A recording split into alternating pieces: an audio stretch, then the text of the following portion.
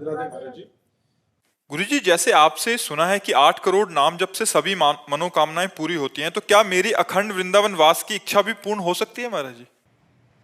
हाँ हाँ, श्री जी प्रसन्न होंगी।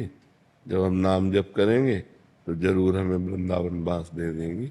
जिनको वृंदा विपिन है, कृपा तिनहि की होए, वृंदावन में तबहि तो रहन पाए है सोए। ये वृंदावन महारानी जी का है, लाडली जी का है। करोड़ तो बहुत बड़ी बात है। अगर रो रो कर ऐसे ही पुकारने लगो, प्रिया जी मुझे वृंदावन वास दे दो, तो हो सकता है बहुत जल्दी पास कर दे। उनका वृंदावन है, जब तक वो पास नहीं करेंगे तब तक रोना पड़ता है। हम भी रोए हैं, हम भी रोए हैं, एकांत में बैठकर रोए कि मुझ गरीब को वृंदावन वास दे दो। काशी से आए थे ना, तो यहाँ जब श्री जी से रोए तो फिर उनका कृपा प्रसाद हो, देखो सपूर्ण। हाँ, तो बस श्री जी से रो अंदर से।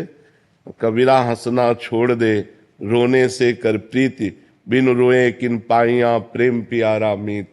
उनसे प्यार करो, उनको पुकारो, वो सुन रहे हैं।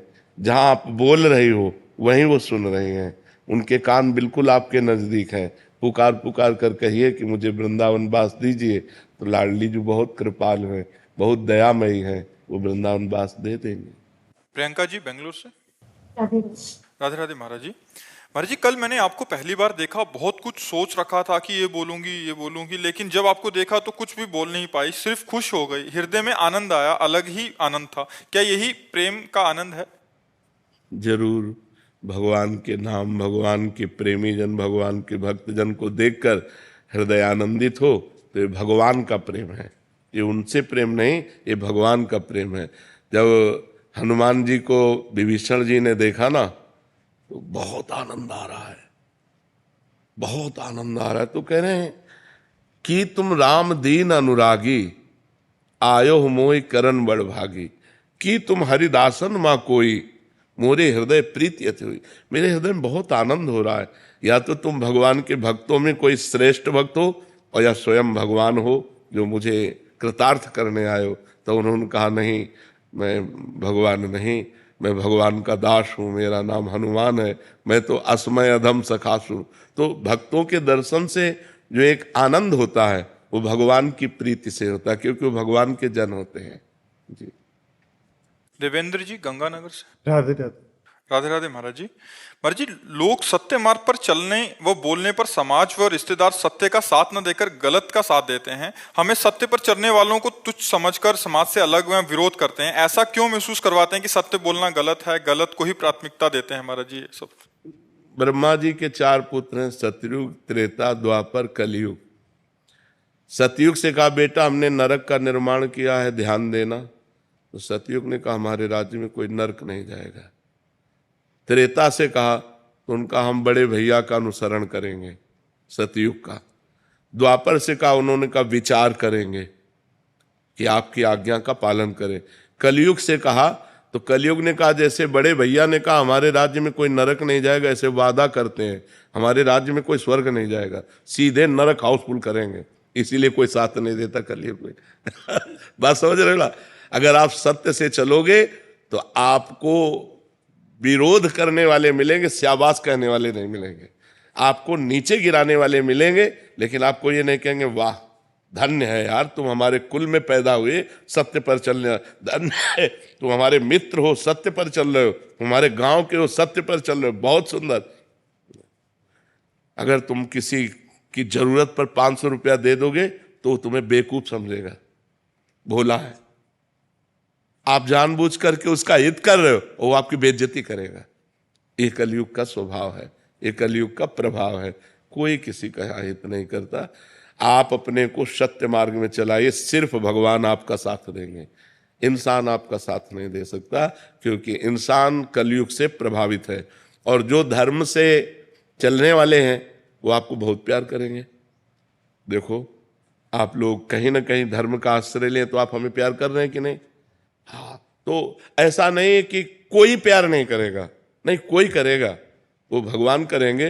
और जब भगवान की कृपा आपके ऊपर होगी तो फिर सब प्यार करेंगे। जहाँ पर कृपा राम की हुई ता पर कृपा करे सब कोई।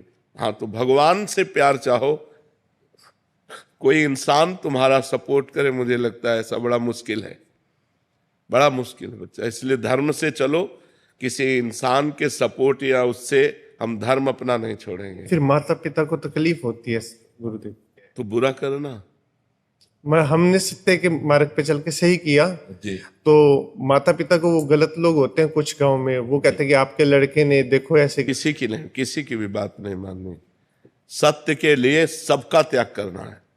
अगर माता पिता भी सत्य से विचलित हैं तो जाके प्रिय न राम वैदेही तजिए ताहि कोटि बैरी सम जद्यप परम। सत्य का मार्ग अकेला होता है।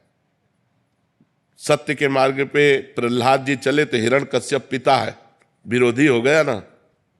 सत्य के मार्ग पे चले तो कैकेयी जी विरोधी हो गई ना। राम जी को 14 वर्ष का वनवास और भगवान के सत्य के मार्ग पे चले तो बलि जी के गुरु ही विरोधी हो गए। बलि जी जब 3 पग पृथ्वी दान करना चाहे तो शुक्राचार्य जी मना कर। सत्य के मार्ग पे चलने में गोपियों के पति विरोधी हो गए। तजो पिता प्रहलाद विभीषण बंधु भरत महातारी गुरु बलि तजो कंत ब्रज बनितन भे मुद मंगलकारी। सब मंगल करने वाले बन गए, इसलिए ऐसा नहीं। फिर गुरुदेव मन में शंका होती है कि हम माता पिता को कैसे खुश रख। नहीं, कोई खुश हो या ना हो, सत्य अगर सही ढंग से चल रहे हो तो पूरे विश्व को खुश करने की सामर्थ्य आ जाएगी। थोड़ी देर के लिए वह संतुष्ट होंगे, उनका भी कल्याण हो जाएगा।